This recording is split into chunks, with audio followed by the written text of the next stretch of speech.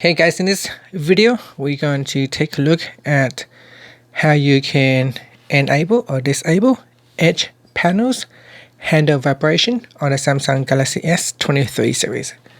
First, tap on the home button to go back to the home screen, and on the home screen swipe down at the top and then tap on the settings icon.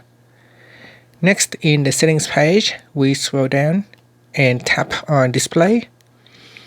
Next, scroll down and tap on edge panels. In here, tap on handle, and then we go down and go to the vibration section and tap on vibrate when handle is touched. Tap on the toggle button to switch it off or turn it on. And that's it.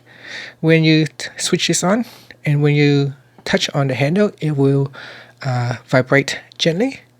If you don't like the vibration, you can simply switch it off. And that's it. Finally, you can tap on the home button to go back to the home screen. Thank you for watching this video. Please subscribe to my channel for more videos.